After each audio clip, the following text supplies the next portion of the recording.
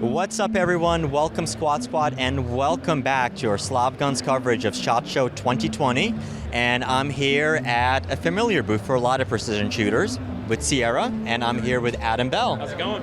Good to be here. So, obviously, everyone knows Sierra. If you've been shooting for a while, if you've been hand loading, you know the Sierra Match King bullets. They've been pretty much the gold standard for precision shooters.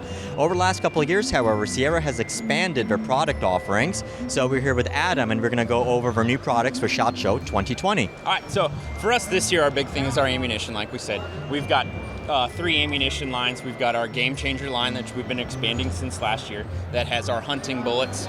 The great thing about the GameChangers are, we always say they fly like Match Kings and hit like Game Kings.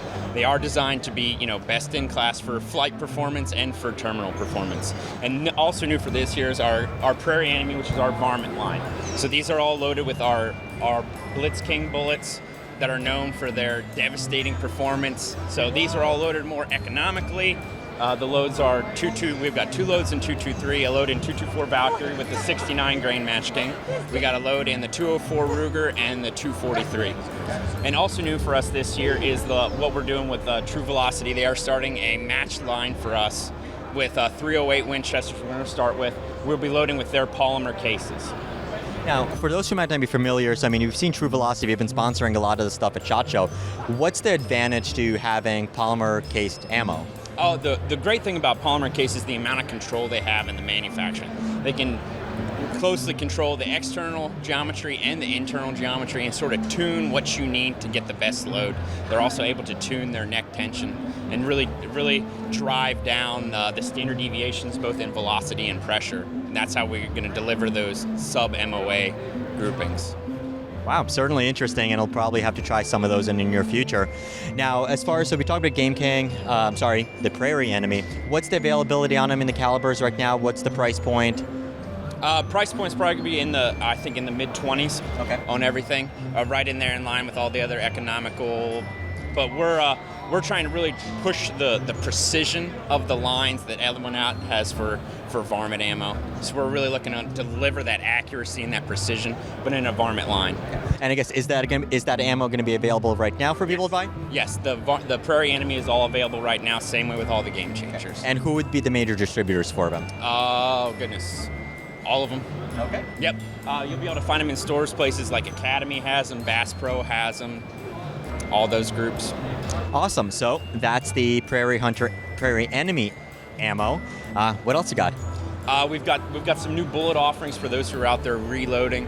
We've got a 100 grain TGK that was really great for the 6 Creedmoor. If you're really looking to do some long range hunting with your 6 Creedmoor, that's the one to go with. That's loaded in our line, but you can also get it now. You can load it in other 6mm cartridges. Okay. So one of the trends that we've seen recently is extended long-range hunting, particularly out west. And as a result of that, it's really been calibers such as Hornady 6.5 PRC and even 300 PRC that are coming to market. And we've looked at about 4 or 5 rifles right now in those calibers, and they've just been phenomenal. The way I look at 6.5 PRC is kind of like 6.5 Creedmoor Magnum. Yep. And 300 PRC takes all the good parts about 300 Win Mag, 300 Norma Mag, and takes all the wrongs and he rights them. So we're going to be starting to reload, and we're going to start hand loading those calibers. What's your recommendation for 6.5 PRC and 300 PRC bullet-wise? All right, so for 6.5 PRC, really going to recommend for in the match shooting is the 150 grain Match King or the 142 grain Match King. Really great bullets, high BCs, really reloadable, and that's really the point we want to go to. The other great thing about the 6.5 PRC, that's a great analogy with the 6.5 Creedmoor Magnum, because the way they design that cartridge is really, really reloadable. They really proportion the throat geometry correctly. You can pretty much take any bullet you want, put it in there, and it's going to shoot well.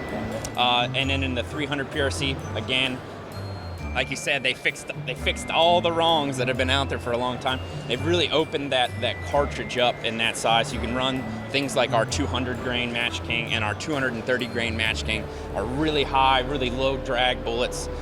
You can run them so much better. Those are my two recommendations for that cartridge. Now, we totally didn't script this one out. One of the trends in bullet design recently has been going from a hollow point boat tail to now bullets with meat plats on them. And then basically even like meplats, you have some companies that have aluminum tip meplats, otherwise you have polymer tip meplats. What's your take on this? For us, it's sort of what flavor you like. What can you get to shoot good for us? I mean, for us, if we put a tip in it or we do a closed nose on the meplat, they're all going to deliver the same amount of accuracy, same amount of precision. I was going to say practically, I mean, would it even make a difference? I mean, obviously, I'm sure like 500-600 yards that 99% of the gun owners are probably going to shoot at, it's probably not going to make a difference. Yeah. But at what point, if it would make a difference, and should you basically spend more money to get that?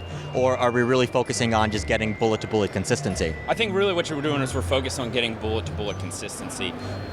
With the technology we have now with the polymer tips or another type of tip is how well can I insert that tip? And so the big thing is, and then how uniform is my meplat due to that? So with the manufacturability we have in our bullets, especially when we close nose them, we can get really good meplats, really consistent meplats from bullet to bullet. Really cuts down the amount of flyers you're going to have. Where you still get that with a tip, but you run that risk of how well did I insert that tip? It's just that one extra thing in the mix.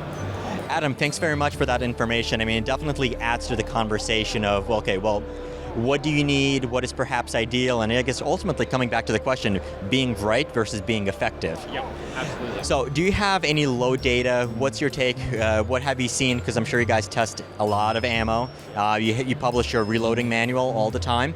So what do you have? What are recommendations? Anything interesting you guys found? The 6.5 PRC is a really great cartridge. We already talked about that. I do have a lot of load data. We have had 6.5 PRC data for almost a year now, I think. It's in our manual. It's also in our app that's available online. You can go down and download it. We're working on 300 PRC right now. We've got a barrel already in. It's already chambered. We're already working on brass. We're already working up loads. So one of the other Sierra employees that was here, and I found this really interesting. When you guys test ammo accuracy, you don't do 3-shot groups or 5-shot groups. You guys do 10-shot groups. We do 10-shot groups, and usually we're doing 10-shot groups. Depends on the quantity of ammo. It depends on how many groups we shoot. We're always shooting 10-shot groups. We're always going to shoot it through at least 2 guns. And that's how you really ensure that you are delivering the performance that matches the Sierra name. So, and perhaps you possibly already answered that question, but one of the things and one of the debates in the media world is people talk about, oh, this gun is accurate, but then all we're doing is shooting 3-shot groups. Yeah. I'm like, okay, 3-shot groups are worthless because, I mean, anybody can get a lucky 3-shot group. Absolutely. So at a minimum, I'd prefer to do 5-shot groups, but should you go 10-shot groups, or like what type of deviation are you eliminating by going to, I guess, that extreme?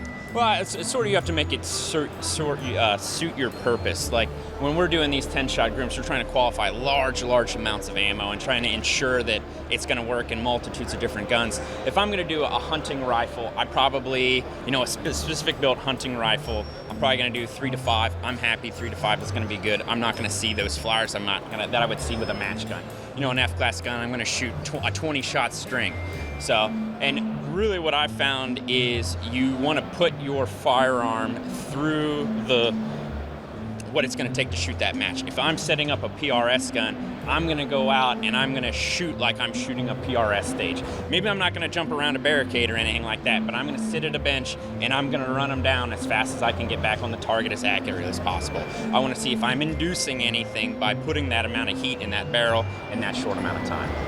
Awesome. So I guess it ultimately goes back to train as how you're going to need to compete or protect yourself. Yep. Awesome. So there you go. I mean, that's Sierra. We have new bullets. We have new ammo.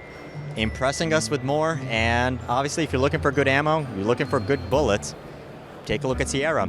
So as always, thank you for watching. I hope you found this helpful. Adam, thank you very much for appreciate it. letting us pick your brain. Yeah. So thanks for watching. Keep on squatting, and I'll see you next time.